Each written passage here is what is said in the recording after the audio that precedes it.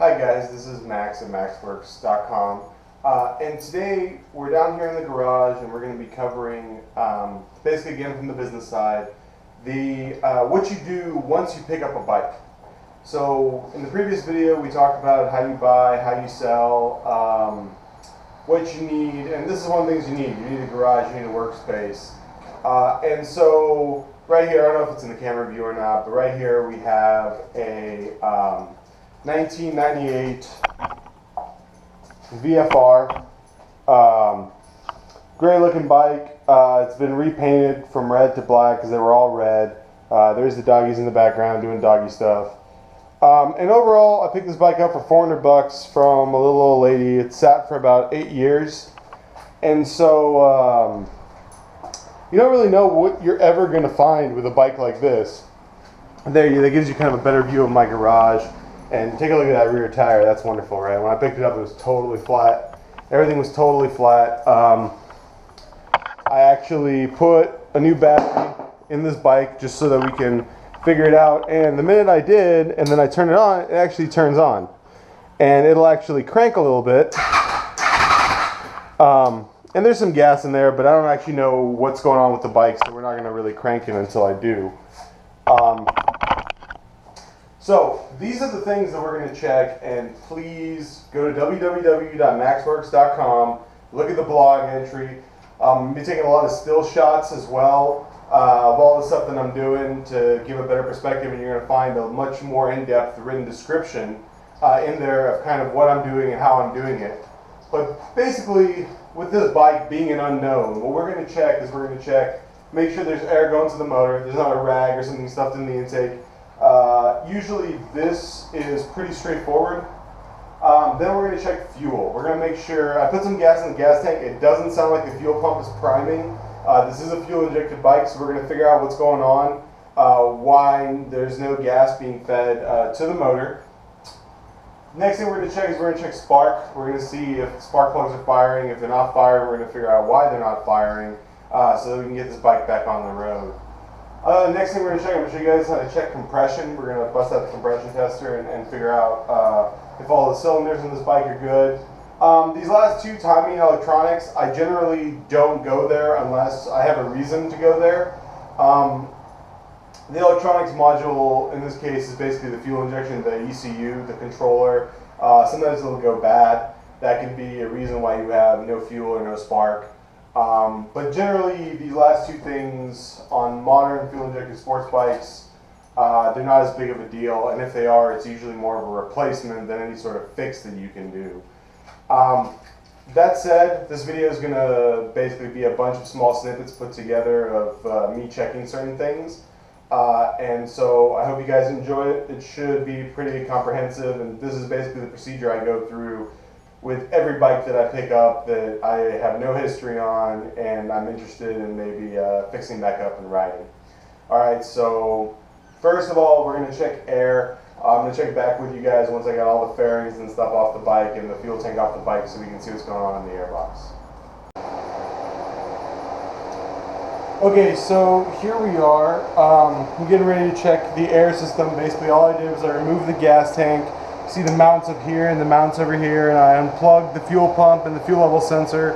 The return line is right here. It's still got a little gas in it because I actually put gas in this bike when I got it, wondering if it'll start up or not. It looks like the gas primarily just went into the return because this right here is the banjo bolt that goes to the fuel pump, and it's completely dry. So the fuel tank's over on the workbench. We're going to be testing fuel next, but remember, on our list, air is first. So I've unscrewed all the screws that go around the airbox. This is one of my least favorite parts because you never know what you're going to find in here in terms of creepy crawly things. So we're just going to open this slowly and see what's going on. And there you go. Thankfully there are no creepy crawly things in here. It actually looks pretty clean. Here we have an air filter, so we'll just remove the air filter. The air filter, oh, there's a creepy crawly thing. All right, let's knock that out. There's your air filter. Looks dirty as all hell, but realistically it's not going to stop air from getting to the motor. You just let that dangle right there for a minute.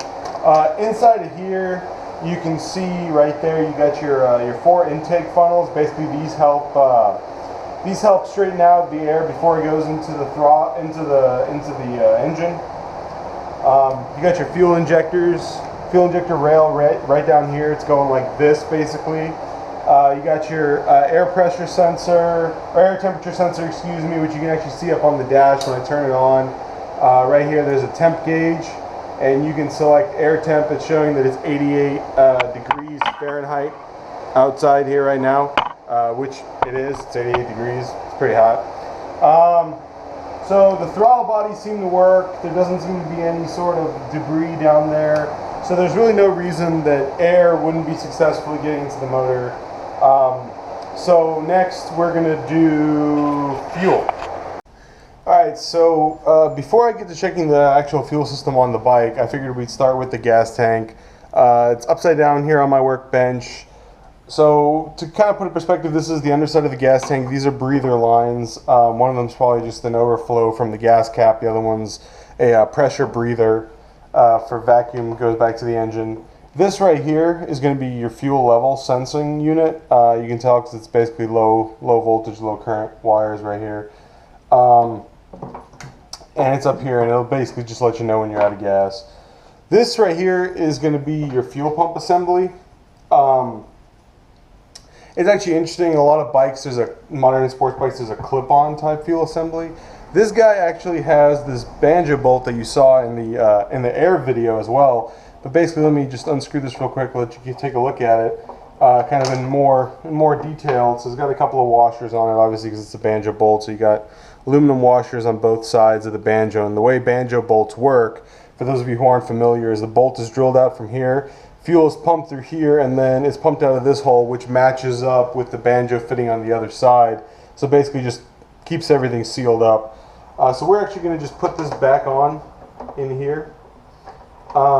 And generally what I do is basically I just put power to the fuel pump, turn it on, but for that I generally like to remove the fuel pump from the gas tank. So I'm going to pause the video again, remove the gas tank, the fuel pump from the gas tank, and then I'll show you guys how you test a fuel pump.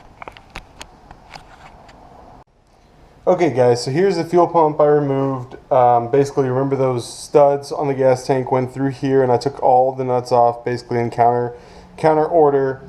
So this is your fuel pump assembly, and what you're really looking at here's what we call the return line, which is basically how you maintain fuel pressure to the fuel rail.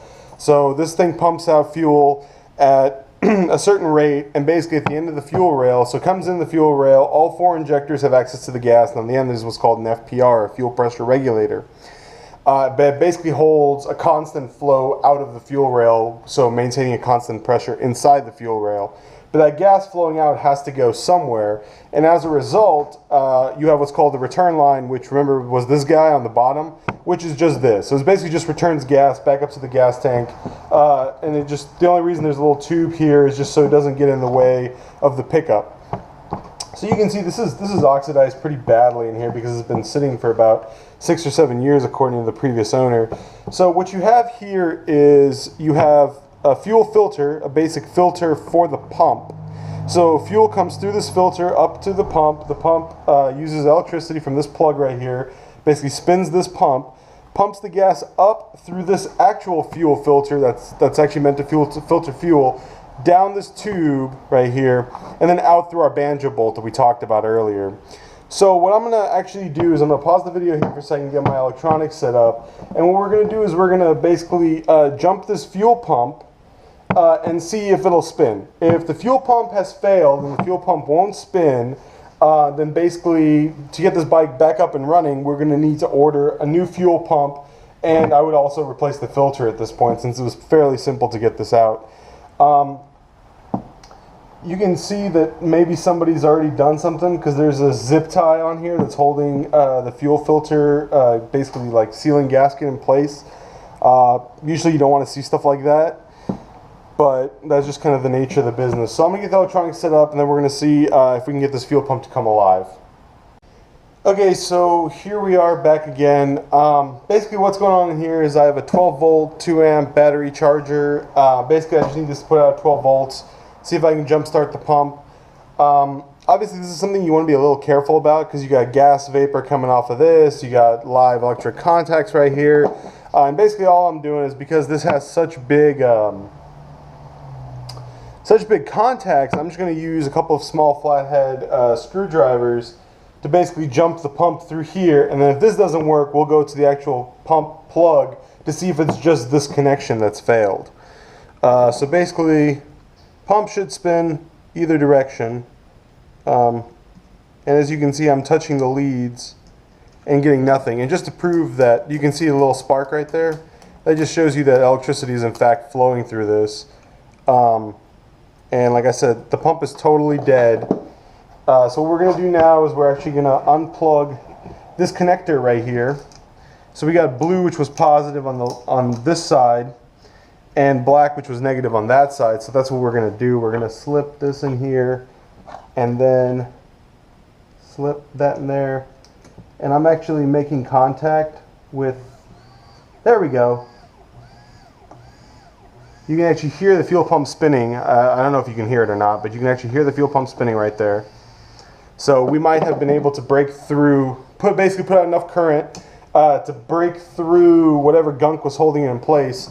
So now let's see if we can get it to work through this connector now as well. There we go.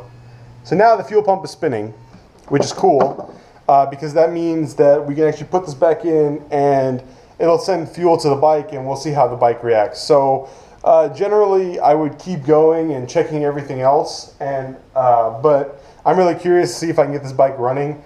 So I think I'm actually going to put this pump back in and then basically see where we go from there. Hey guys, we're back here with the VFR800, and basically I actually got the bike running and actually rode around for a little bit, and everything seems to be okay. It seems to start up okay, except the fact that we don't have the ability to basically mash on the throttle. So if you take a look in there, maybe there we go, like that. What's going on is that if you do just part throttle, it's okay. If you do full throttle right off the idle, it basically bogs down and dies. And generally this is indicative of an issue with the air sensing unit, whether it's mass airflow, mass air pressure, so on and so forth.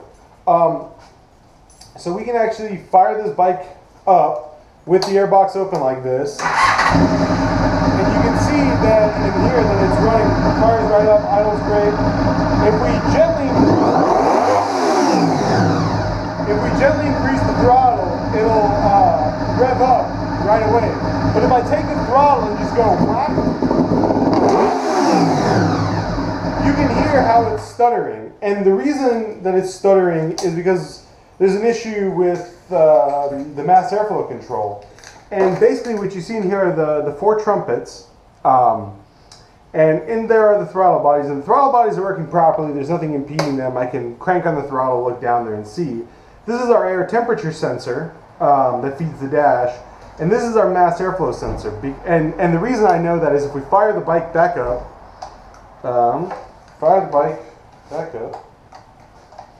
and one of the other side effects on this bike is that this key is rather finicky. So if we fire the bike up and I cover these two ports, the bike will choke out because those are your air sensing ports. And when I choke them out, basically the bike doesn't see any air, so it cuts all the fuel, so the bike dies. So I'm going to pause the video again, and when we cut back, I'm going to pull up this air box, and we're going to see if we can clean this out and figure out if we can get this running perfectly or not. So after attempting to clean out the mass airflow sensor, basically, out of curiosity, with this open, just to see, if we actually max out this bike right now, it's going to spit flames, which is always a fun little video to make. And since this whole purpose of this bike is just demonstration, I figured we'd give it a go.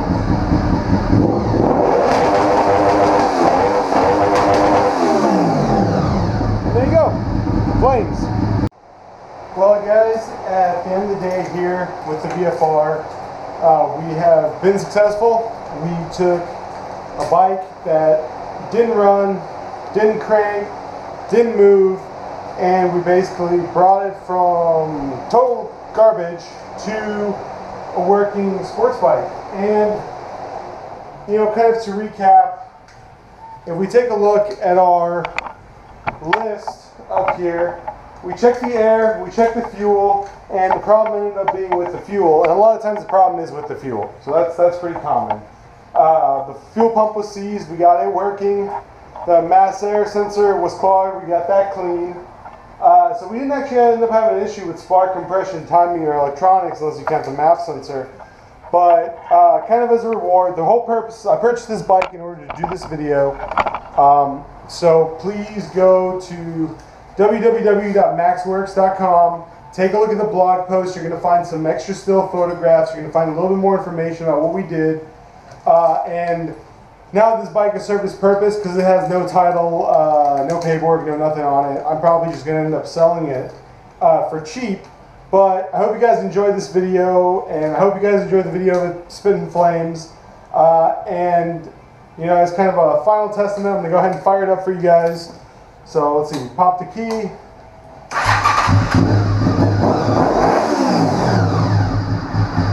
There we go, idles beautifully.